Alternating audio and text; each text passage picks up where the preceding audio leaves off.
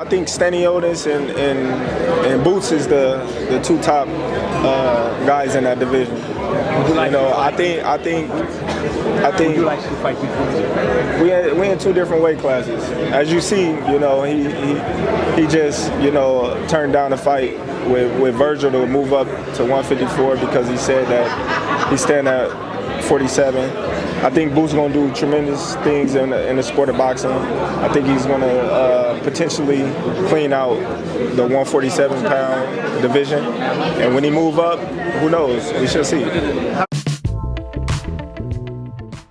So after Jaron Ennis' rematch with Kareem and turning down the Virgil Ortiz fight at 154, Crawford stated that he's open to fight Jaron Ennis at 154 if he doesn't land the Canelo Alvarez fight. We shall see when Jaron Ennis moves up to 154. Well, that's no longer the case since Crawford already landed the Canelo Alvarez fight. And Jaron Ennis is not moving up to 154 anytime soon. And I told you guys back then, if Jaron Ennis is able to get a unification like the Stanionis fight, then that completely justifies why he didn't fight Virgil at 154. I mean, why will he move up to fight Virgil at 154 for no title when he can unify a division at 147? Especially when Jaron Ennis has been trying to fight Virgil Ortiz for years. Just like he tried to fight Stanionis for years at 147 when they were all at 147. It ain't like Virgil Ortiz is a champion at 154. He has never been a champion at 154. Therefore, the fact that Jaron Ennis was able to land the unification fight with Stanionis, it completely justifies why he didn't fight Virgil Ortiz.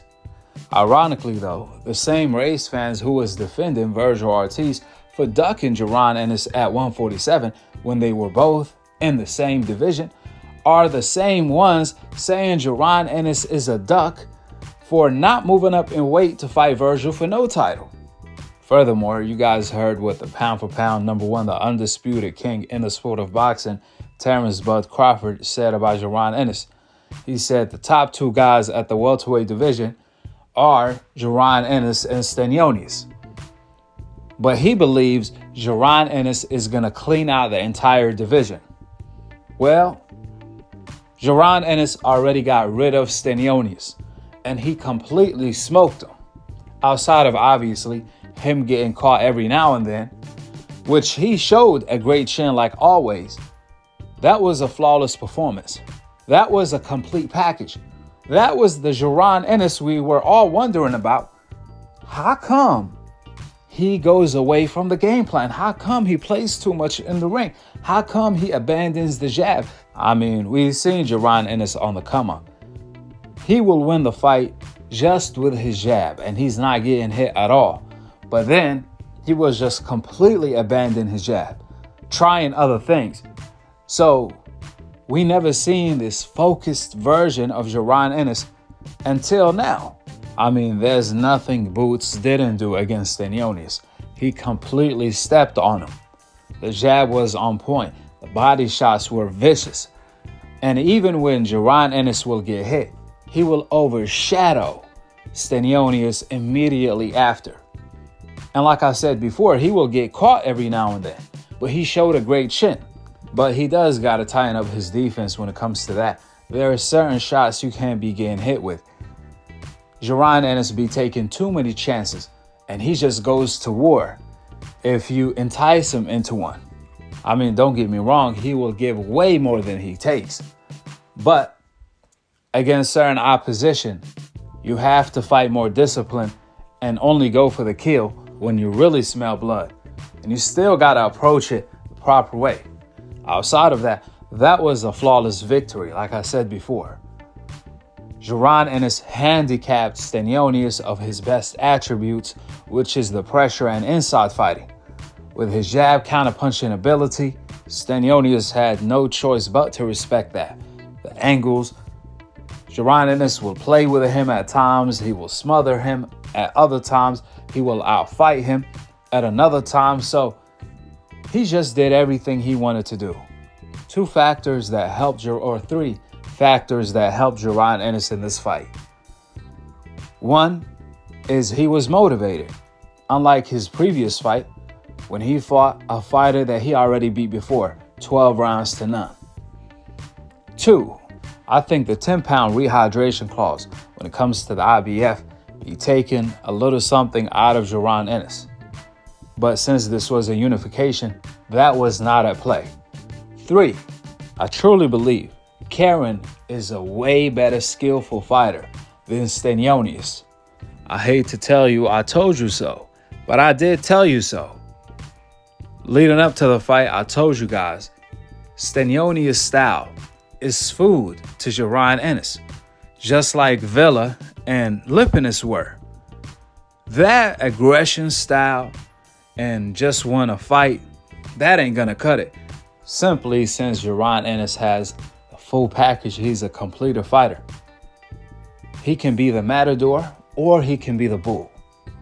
He was being the matador when the fight began, which I said he had to be in order for him to have a flawless victory the way he did. But then during the fight, you've seen him be a bull when he needs to be. And that's why Stenionis never really had a chance against the monster Jaron Ennis. So it's going to be really interesting to see the direction Jaron Ennis goes to. Is he going to go the unification route against Mario Barrios and Brian Norman? Better yet, is he going to be able to get them guys in the ring? Is he going to be able to entice them enough to get in the ring? We all know for sure Jaron Ennis is knocking out Mario Barrios. Brian Norman is the better fight.